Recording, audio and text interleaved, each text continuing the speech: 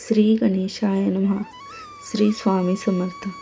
नमस्कार मंडळी, आपलं स्वागत आहे आपल्या भक्तिमय चॅनलवर. मित्रांनो, आज आपण ऐकणार आहोत अधिक मास महात्म्य कथासार अध्याय 2.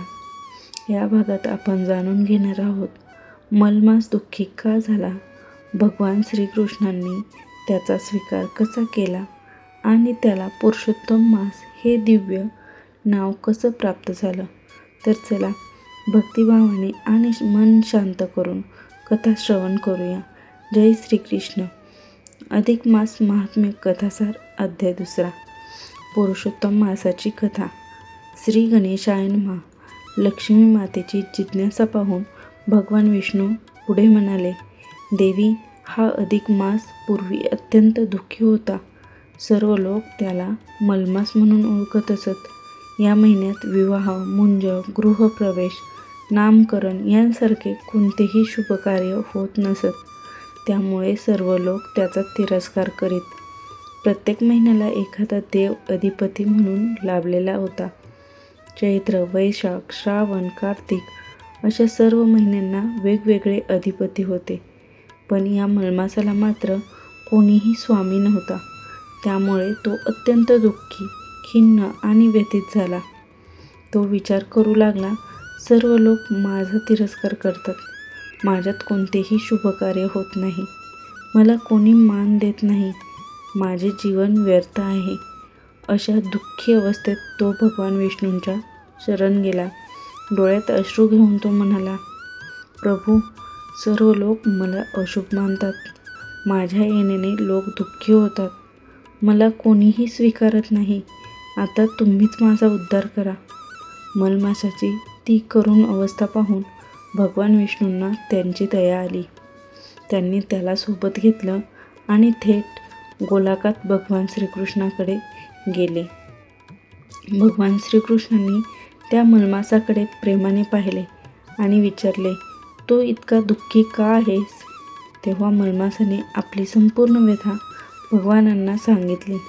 दयाळू श्रीकृष्ण प्रसन्न हसले आणि म्हणाले, आजपासून तू दुःखी राहणार नाहीस.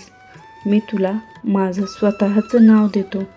आजपासून तू पुरुषोत्तम मास म्हणून प्रसिद्ध होशील. भगवान पुढे म्हणाले, या महिन्यात जो कोणी भक्तिभावाने जप, तप, दान, स्नान, पूजा, उपवास, नामस्मरण आणि धर्मकृत्य करेल, त्याला इतर महिन्यांपेक्षा अधिक पुण्य प्राप्त होईल. मी स्वतः त्या भक्तांवर प्रसन्न होईल. भगवान श्रीकृष्णांच्या त्या दिव्य वचनाने मलमास अत्यंत आनंदित झाला.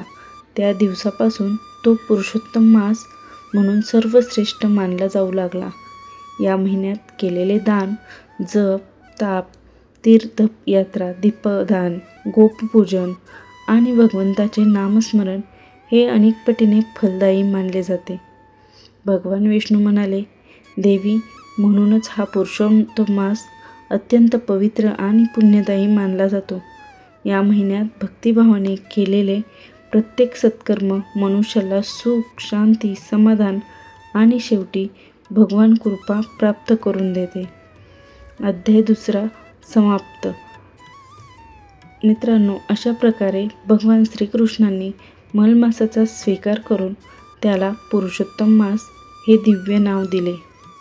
या पवित्र महिन्यात भक्तिभावाने जप, तप, दान, पूजा आणि नामस्मरण केल्यास भगवंताची विशेष कृपा प्राप्त होते.